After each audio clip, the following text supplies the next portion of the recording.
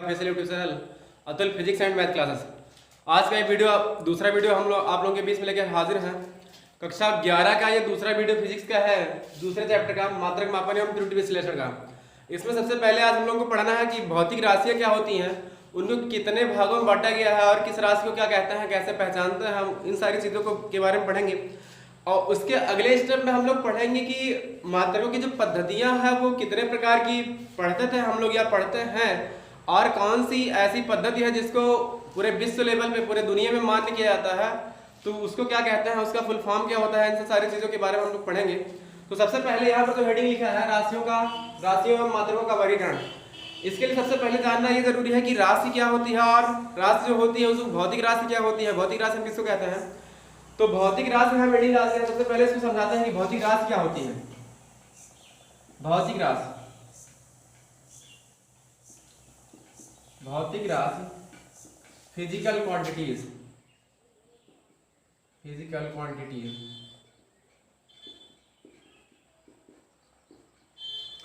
तो भौतिक राशियां किसे कहते हैं, इसकी परिभाषा हम आप लोगों को बताते हैं कि वे राशियां जिन्हें हम प्रत्यक्ष रूप से माप सकते हैं भौतिक राशियां कहलाती हैं।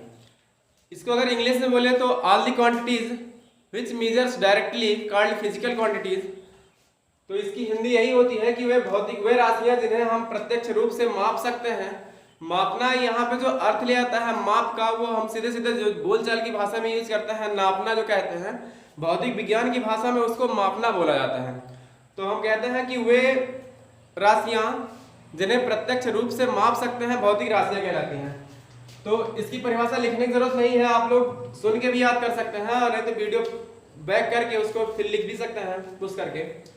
और भौतिक राशियां कितने प्रकार की होती हैं, तो अगले स्टेप में हम लोग पढ़ते हैं कि टाइप्स ऑफ फिजिकल क्वांटिटीज। तो भौतिक राशियों का वर्गीकरण जो यहाँ पे हेडिंग डाला गया है, उसके पहले हम यहाँ पे डाल लेते हैं कि भौतिक राशियों का वर्गीकरण। भौतिक राशियों का वर्गीकरण, इसको दो भागों में बांटा गया है। पहला जो भाग है मूल राशि, और जो दूसरा भाग है इसका वो व्युत्पन्न राशि।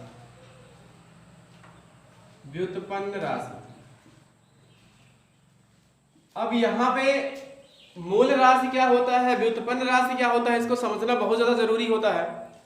तो मूल राशियां की परिभाषा अगर हमको देना है या हम सभी लोगों को जानना है कि मूल राशि क्या होती है, तो ऐसे हम जान सकते हैं कि वे सभी भौतिक राशियां जिनको हम किसी अन्य राशियों के रूप में परिवर्तित नहीं कर सकते, बदल नहीं सकते, और ना ही किसी राशियों की सहायता से उसको हम निकाल सकते हैं, तो वे मूल राशियां कहलाती हैं। मूल राशियों को बेसिकली 7 प्रकार बताया गया है कि मूल राशियां 7 प्रकार की होती हैं। तो उसको हम डिस्क्राइब करने से पहले व्युत्पन्न राशि की भी परिभाषा बता देते हैं कि वे राशियां जिनको हम मूल राशियों की सहायता से उत्पन्न कर सकते हैं या मूल राशियों की सहायता से हम निकाल सकते हैं, व्युत्पन्न राशियां कहलाती हैं। तो ये तो रही परिभाषा हम लोगों की कि मूल राशि किसे कहते हैं और व्युत्पन्न राशि किसे कहते हैं। मूल राशि हमने अभी भी कहा कि मूल राशि जो होती है वो 7 प्रकार की होती है। तो उसको कैसे हम ये लोग याद करते हैं और कौन कौन सी होती है मूल राशियां, उसको समझना यहाँ पर जरूरी है।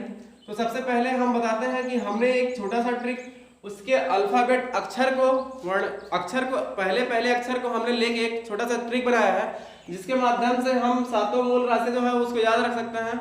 और वैसे ही जो व्युत्पन्न राशि तो इतनी ज्यादा है उसको हम याद करना संभव नहीं है कि सबको कुछ जुबान में हो, लेकिन हम कुछ ऐसी राशियों को बताएंगे कि जिससे क्लियर हो जाएगा कि भौतिक राशियों के अंतर्गत जो मूल राशि होती है वो कौन सी होती है और जो व्युत्पन्न राशि होती है वो कौन सी होती है। तो यहाँ पे मूल राशियों को हम लिखते हैं कि एक ट्रिक के माध्यम से ये हमने पहला अक्षर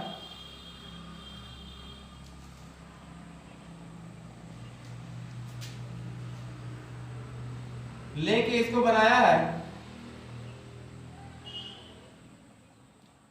यहां पे हमने लिखा है लद्रस वैक जो।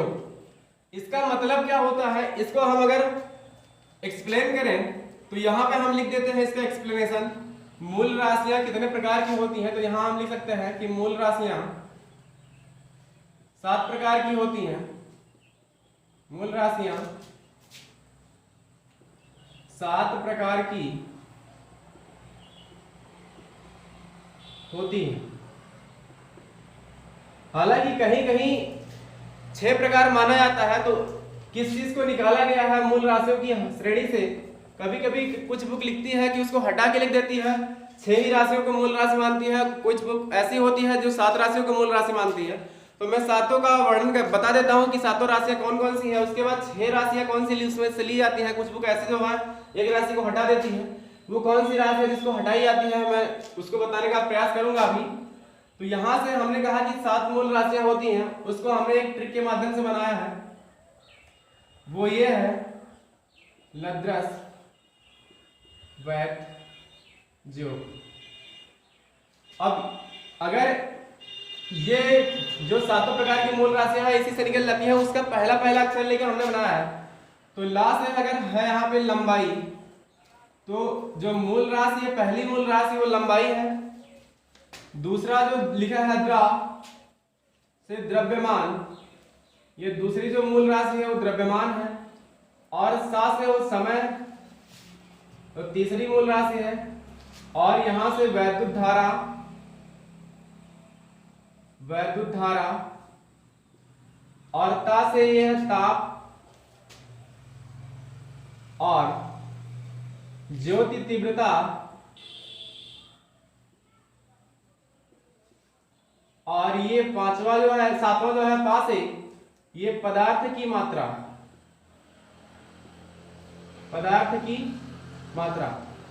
तो 7 प्रकार की मूल राशियां, इसको हमने जो ट्रिक के माध्यम से बनाया है, ये ऐसा हमने इसलिए किया है क्योंकि भूलता बहुत ज्यादा है। कि अगर छोटे बच्चों को हम देखते हैं 11th में पढ़ाते हैं, तो अक्सर 11th के बच्चों से पूछते हैं तो भूल जाते हैं, या 12th के बच्चों से पूछते हैं तो भूल जाते हैं।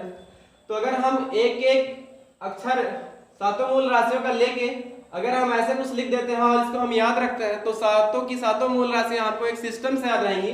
तो लद्रस वैत ज्योत करके हमने क्या कहा है कि ला से लंबाई, और द्रा से द्रव्यमान, सा से समय, वैद्युत धारा, ताप, ज्योति तीव्रता और पदार्थ की मात्रा, ये 7 प्रकार की मूल राशियां होती हैं।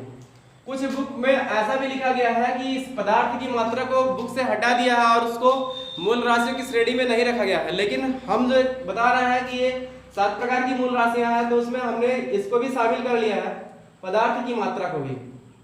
तो मूल राशियां कितने प्रकार की होती हैं, सबसे पहले उसके पहले हमने मूल राशि की परिभाषा बताई कि मूल राशि किसे कहते हैं। उसके बाद मूल राशि कितने प्रकार का होता है, उसके अगले स्टेप में हम कहते हैं कि व्युत्पन्न राशि क्या होती है। तो बहुत ही सिंपल परिभाषा इसकी है कि व्युत्पन्न राशि क्या होती है कि जो मूल राशियों की सहायता से निकाली जा सकती हैं, या मूल राशियों की सहायता से उत्पन्न की जा सकती हैं, व्युत्पन्न राशियां कहलाती हैं।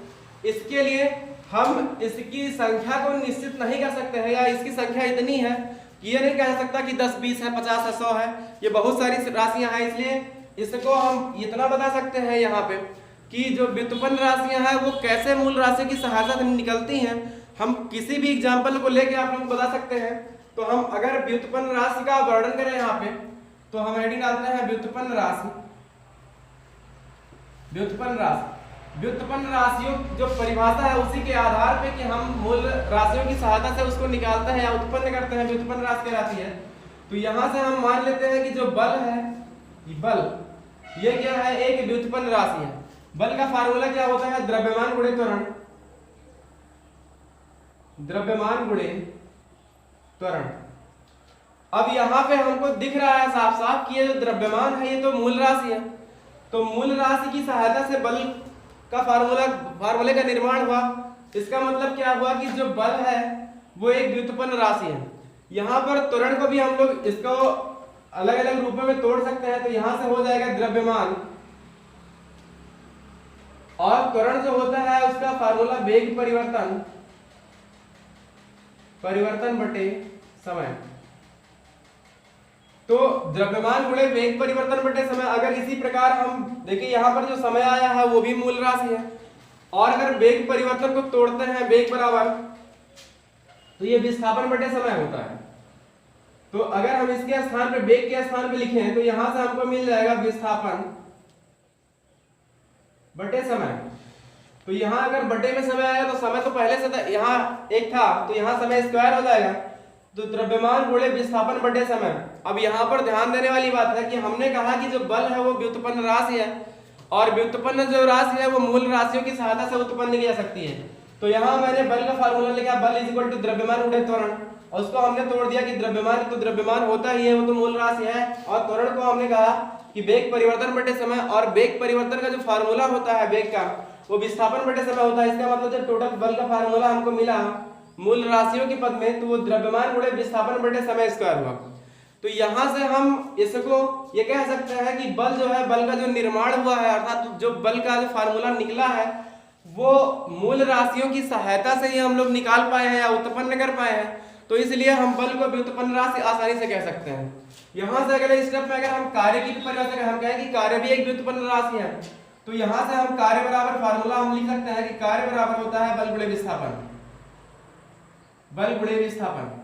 और अभी अभी ये सिद्ध किया गया कि जो बल है वो किसके मूल राशियों की सहायता से उत्पन्न किया गया है। इसका मतलब कि यहाँ पर अगर हम तोड़ेंगे इसको बल को, तो वो कहीं ना कहीं मूल राशियों की सहायता से ही बना है, और विस्थापन तो ऑलरेडी एक मूल राशि ही है मानी जाती है। क्यों मानी जाती है? क्योंकि हम जानते हैं कि जो लंबाई होता है, विस्थापन एक प्रकार की लंबाई ही है, तो इसलिए उसको हम क्या कह सकते हैं कि ये भी एक प्रकार का मूल राशि है। तो यहाँ पर जो कार्य बना वो बल गुणे विस्थापन इसका फार्मूला है, और यहाँ से हम कह सकते हैं इसको कि कार्य जो है एक व्युत्पन्न राशि है, क्योंकि ये मूल राशियों की सहायता से निकाली जा सकती है, अर्थात मूल राशियों की सहायता से उत्पन्न की जा सकती है, इसलिए हम कार्य को क्या कह सकते हैं, एक व्युत्पन्न राशि है। अब यहाँ पे उसके बाद जो इंपॉर्टेंट चीज आती है कि अगर मूल राशियां 7 प्रकार की होती हैं तो उसका मात्रक कितने प्रकार का होता है? तो अगर 7 प्रकार की मूल राशियां होती हैं तो मूल राशियों के मात्रक भी 7 प्रकार के होते हैं। कौन कौन से हम यहाँ पर लिख देते हैं कि मूल राशि मात्रक, मूल राशियों के मात्रक। तो हेडिंग लिखते हैं मूल राशियों के मात्रक।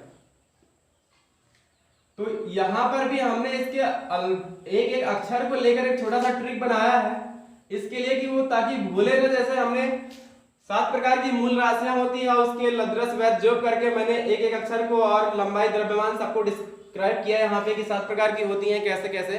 तो इसको हम इस ट्रिक के माध्यम से याद कर सकते हैं कि जो 7 मूल राशियां होती हैं वो कौन कौन सी होती हैं।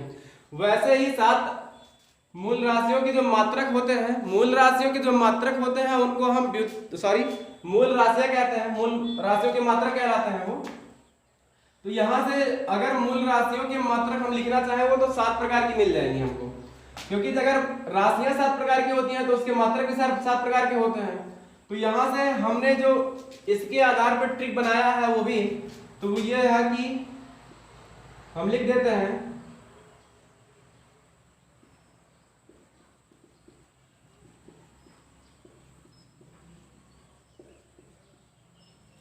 ये चीज हमने लिख दिया। अब यहां से इसके बारे में हम कैसे कैसे कह सकते हैं, और ये क्रम से हमने जो उसको 7 मूल राशियों को लिखा है वो क्रम से लिखा है, और इसका मतलब कि हम अगर उसके मात्रक को लिखेंगे तो भी क्रम से लिखेंगे। जैसे हमने सबसे पहले लंबाई लिखा है, तो लंबाई का जो मात्रक होता है वो मीटर होता है, इसलिए हमने सबसे पहले मीटर लिखा। तो यहां से क्लियर हो जाएगा कि हमने लंबाई लिखा है सबसे पहले, तो लंबाई का अगर मात्रक पूछा जाए तो यहां से मीटर क्लियर हो जाएगा। और दूसरा हमने यहाँ पे राशियों में लिखा है द्रव्यमान, तो द्रव्यमान का क्या, यहां से अगर मात्रक देखें तो यहां से हो जाएगा किलोग्राम। और जो तीसरी मूल राशि है वो समय है, यहां हमने लिखा है 7 से समय, और यहां से हमने क्या लिख दिया है कि सेकंड होता है उसका मात्रक। तो ये चीज इंपॉर्टेंट है जानना, अगर इससे आप लोग याद रखेंगे तो भूलेगा नहीं, क्योंकि ये भूलता बहुत ज्यादा था बच्चों को, इसलिए हमने ऐसा कुछ किया है इसमें कि भूल लेना। और यहां से अगले स्टेप में वैद्युत धारा है, तो वैद्युत धारा का जो मात्रक होता है वो एम्पियर होता है। तो यहां से हम कह सकते हैं जो हमने ए लिखा है ये एम्पियर हो जाएगा यहां से, तो ये वैद्युत धारा का मात्रक हो जाएगा। उसके बाद ताप का जो मात्रक है वो केल्विन होता है, तो उसको हमने यहां पे लिख दिया है केल्विन, ताप का मात्रक हो गया। ज्योति तीव्रता है तो उसके सीक्वेंस में जो हम लिख रहे हैं उसका मात्रक, तो ये कैंडेला हो जाएगा, ज्योति तीव्रता का जो मात्रक वो कैंडेला हो जाएगा। और लास्ट जो सातों मूल राशियों में जो लास्ट राशि है पदार्थ की मात्रा, उसका जो मात्रक होता है वो मोल होता है। तो यहां से 7 मूल राशियां और सातों मूल राशियों के जो मात्रक है वो बहुत आसानी से क्लियर हो सकते हैं अगर आप थोड़ा भी दिमाग लगाएंगे, यहाँ पढ़ना चाहेंगे। तो हमने कहा कि मूल राशियां 7 प्रकार की होती हैं। कौन कौन सी होती हैं? लंबाई, द्रव्यमान, समय, ताप, वैद्युत धारा, ताप, ज्योति तीव्रता और पदार्थ की मात्रा, ये 7 प्रकार की मूल राशियां होती हैं। तो अगर मूल राशियां हैं तो उसके जो मात्रक होते हैं वो मूल मात्रक कहलाते हैं। मूल राशियों के मात्रक क्या कहलाते हैं? मूल मात्रक कहलाते हैं। तो राशियां 7 प्रकार की हैं तो उसका मात्रक भी 7 प्रकार का होगा। उसको हमने इस सिस्टम से लिख दिया है कि मिक्से अकेल कैनमो। यहां से हमने क्या कहा कि जैसे यहां पर सीक्वेंस से था कि लंबाई था, द्रव्यमान था, समय था, तो मैंने उसके साथ में ही सापेक्ष में ही सीधा सीधा क्रमशः लिख दिया है कि लंबाई का जो मात्रक है वो मीटर है, द्रव्यमान का जो मात्रक है वो किलोग्राम है। मैंने एक एक अक्षर लेके यहां से कैल जो लिखा है वो कैंडेला के लिए लिया गया है, और कैन जो कैल जो लिखा है कैल्विन के लिए, और कैन जो लिखा है कैंडेला के लिए लिया गया है, और जो मोल लिया गया है वो मोल के लिए लिया गया है। तो यहाँ पर पहला, दूसरा, तीसरा जो लेटर अल्फाबेट लिया गया है मी और की और से, वो मीटर के लिए, किलोग्राम के लिए, सेकंड के लिए, और ये केल्विन के लिए, और फिर 2 यहाँ पर लेटर लिया गया है कैन, तो ये कैंडेला के लिए लिया गया है, और जो लास्ट में मोल लिखा गया है वो मोल के लिए लिया गया है। तो यहाँ से इतना चीज तो क्लियर हो कि मूल राशियां 7 प्रकार की होती हैं और वो कौन कौन सी होती हैं, और उसके बाद उसके जो मात्रक होते हैं वो भी 7 प्रकार के होते हैं। वो कौन कौन से होते हैं ये सीक्वेंस से याद कर लीजिएगा, आप लोग याद हो जाएगा बहुत आसानी से। तो यहां से ये क्लियर हुआ। उसके बाद अगर परिभाषा हम बताएं, अभी हमने क्या बताया है कि व्युत्पन्न राशि किसे कहते हैं, तो उसकी परिभाषा हम बता दिए। अगर हम व्युत्पन्न राशियों की मात्रक लिखें तो क्या कह सकते हैं, उसकी परिभाषा क्या हो सकती है? व्युत्पन्न राशियों के मात्रक। तो यहां पे इसकी परिभाषा यही बनती है कि व्युत्पन्न राशियों के मात्रक जो होते हैं वो व्युत्पन्न मात्रक कहलाते हैं। तो इसमें जो बल है अगर हम उसके मात्रक को कह दें कि ये कौन सा मात्रक है तो हम उसको व्युत्पन्न मात्रक कह सकते हैं। बल का मात्रक न्यूटन होता है, कार्य का मात्रक जूल होता है। तो ये सारी चीजें अगर ऐसे मात्रक को लिखते हैं हम तो क्या हो जाएगा, वो व्युत्पन्न राशि के मात्रक हो जाएंगे। तो यहां से तो इतना क्लियर हुआ। हमने जो इसके पहले स्टेप में बताया है कि व्युत्पन्न राशि क्या होती है, मैंने एग्जांपल लेके बताया आपको कि बल बराबर द्रव्यमान गुणे त्वरण होता है, कार्य बराबर बल गुणे विस्थापन होता है।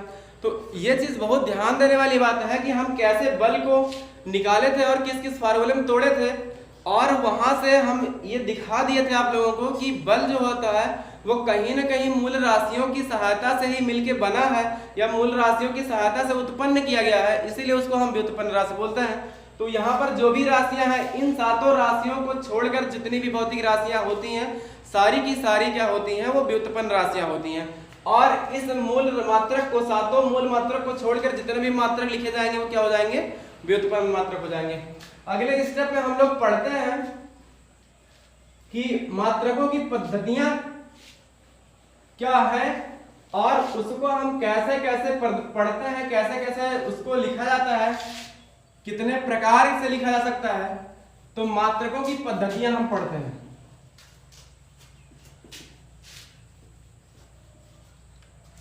यहां पे अगली हेडिंग जो है वो मात्रकों की पद्धतियां है।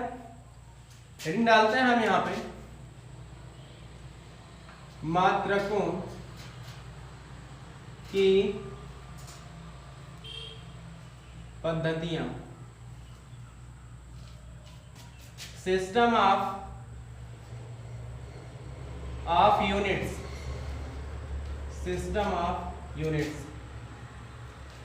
के पहले जो है प्राचीन काल से ये 3 प्रकार की पद्धतियां यूज की जाती थी, जिसको हम लिख देते हैं कि कौन कौन सी पद्धतियां यूज की जाती थी। सबसे पहले तो है सीजीएस पद्धति, सीजीएस पद्धति। दूसरा है एमकेएस पद्धति, और जो तीसरा है वो एफपीएस, एफपीएस पद्धति। इस सीजीएस पद्धति को फ्रेंच सिस्टम बोला जाता है, फ्रेंच सिस्टम। और एमकेएस पद्धति को मीट्रिक सिस्टम बोला जाता है, मीट्रिक सिस्टम। और यहां पर आगे एफपीएस को ब्रिटिश सिस्टम बोला जाता है।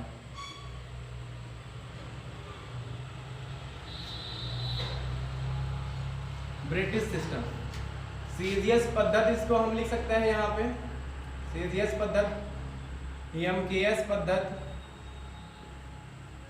और यहां पे हो जाएगा एफपीएस पद्धति।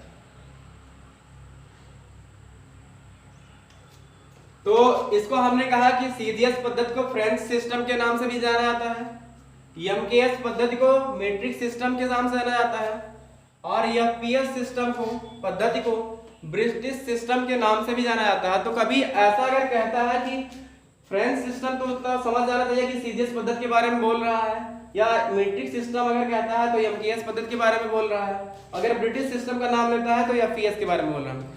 अब उसके बाद हम लोग पढ़ते हैं कि इसमें कौन कौन से मात्रक कैसे कैसे यूज किया जाता है, मात्रकों की पद्धतियां चूंकि हम लोग पढ़ रहे हैं। तो यहाँ से जो सीजीएस लिखा है इसका मतलब क्या होता है, सीजीएस का फुल फॉर्म अगर लिखे हम यहाँ पे, तो सी का मतलब होता है सेंटीमीटर, और जी का मतलब होता है ग्राम, और यस का मतलब होता है सेकंड। इसका मतलब क्या हुआ कि अगर हम किसी भी राशि की मात्रक को लिखना चाहते हैं सीजीएस पद्धति में, तो वहां पे जो लंबाई का मात्रक होगा वो सेंटीमीटर होगा, द्रव्यमान का जो मात्रक होगा वो ग्राम होगा, और समय का जो मात्रक होगा वो सेकंड होगा। तो ये हम लोग का पहला सिस्टम अर्थात सीजीएस पद्धति के बारे में इतना नॉलेज मिला हमको कि सेंटीमीटर से, सी से सेंटीमीटर, जी से ग्राम, और एस से सेकंड लिया जाता है। तो क्या लिया जाता है कि लंबाई को सेंटीमीटर में मापा जाता है अगर सीजीएस पद्धति हम लोग लेते हैं तो, और द्रव्यमान को ग्राम में और समय को सेकंड में हम लोग नापते हैं। अगली स्टेप में आते हैं कि एमकेएस पद्धति में हम क्या करते हैं, तो यम का जो मतलब होता है, तो यहां से हम लिखते हैं कि यहाँ पे यम का मतलब मीटर से होता है, यहाँ पे एमकेएस पद्धति में, और के जो होता है वो किलोग्राम, उसका मतलब किलोग्राम होता है, और यस का मतलब समय, और समय का मतलब सेकंड। तो यहां से यह चीज क्लियर हुआ कि अगर हम किसी भी भौतिक राशि का मात्रक लिखना चाहते हैं एमकेएस पद्धति में, तो उसके लिए हम अगर लंबाई मापते हैं, दूरी के लिए हम जो मात्रक प्रयोग करते हैं वो मीटर करते हैं, द्रव्यमान के लिए जो हम मात्रक प्रयोग करेंगे एमकेएस पद्धति में वो किलोग्राम प्रयोग करेंगे, और समय के लिए अगर हम प्रयोग करते हैं तो वो सेकंड प्रयोग करते हैं। अगले स्टेप में आता है एफपीएस सिस्टम। तो एफपीएस सिस्टम क्या होता है, इसका जो फुल फॉर्म होता है, तो यहां पे हम लिख देते हैं, एफ से फुट होता है, और पी से पाउंड लिया जाता है, और एस से सेकंड लिया जाता है, सेकंड। तो यहां पर ये चीज क्लियर हुआ कि एफ का मतलब फुट, पी का मतलब पाउंड, और एस का मतलब सेकंड, ये एफपीएस पद्धति में लिया जाता है। यहां पे अगर हम किसी लंबाई को मापते हैं एफपीएस पद्धति में, तो लंबाई का जो मात्रक लिखते हैं वो फुट लिखते हैं। अगर द्रव्यमान का मेजरमेंट करते हैं हम, तो उसका मात्रक जो लिखते हैं द्रव्यमान का वो पाउंड लिखते हैं, पाउंड।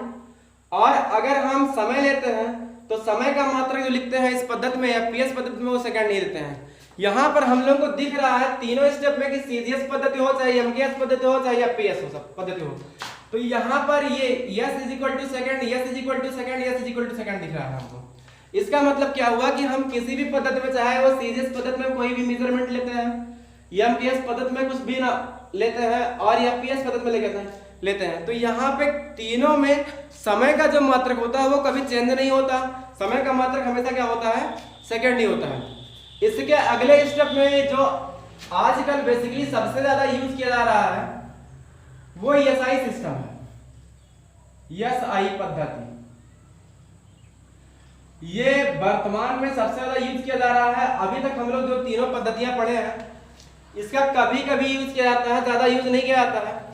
एसआई पद्धति क्या होता है कि 1971 के माप तौल के, हमने क्या कहा है कि 1971 के माप तौल के महासम्मेलन में ये पद्धति सामने प्रचलन में आई कि एसआई पद्धति क्या होता है। तो system international system of D units इसको बोलते हैं, या सिस्टम इंटरनेशनल डी यूनिट्स बोलते हैं। लिख देते हैं हम इसका full form, system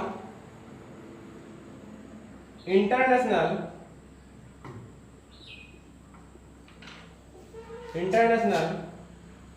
D unit और डी यूनिट्स।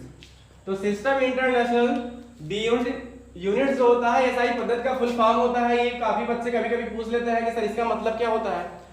तो यहाँ पर नाम से क्लियर हो रहा है कि सिस्टम इंटरनेशनल का मतलब क्या है कि वो अंतरराष्ट्रीय लेवल पे मान्य होता है। जो भी गणनाएं हम अगर इस पद्धति में करते हैं, लिखते हैं, जो भी मात्रक लिखते हैं एसआई पद्धति में, तो वो क्या होता है कि हम पूरे विश्व लेवल पे मान्य होता है। और आजकल जो ज्यादा पद्धतियां जो भी हम यूज करते हैं मात्रक लिखना, वो ज्यादा से ज्यादा हम क्या करते हैं एसआई पद्धति में ही लिखना प्रयोग करते हैं, यूज करते हैं। तो एसआई पद्धतियों में मैक्सिमम चीजें लिखी जाती हैं आजकल। तो ये छोटा सा डिस्कस हुआ हम लोगों का कि सीजीएस पद्धति और एमकेएस पद्धति और एफपीएस पद्धति क्या होता है। उसके बाद जो आज का प्रचलन सबसे ज्यादा है वो एसआई पद्धति का है। और ये 1971 के मापतौल के महासम्मेलन में प्रचलन में ये सिस्टम आया और इसका system international D units full form नाम होता है। और आजकल पूरे विश्व में या कहें कि अंतरराष्ट्रीय लेवल पे जो पद्धति मात्रकों का यहाँ पे जो मात्रकों का जो पद्धतियां यूज की जाती हैं वो सबसे ज्यादा प्रचलन में और शुद्ध तरीके से मापी जा सकती हैं या लिखी जा सकती हैं, तो वो एसआई पद्धति है। आज का वीडियो यहीं तक, बहुत बहुत धन्यवाद।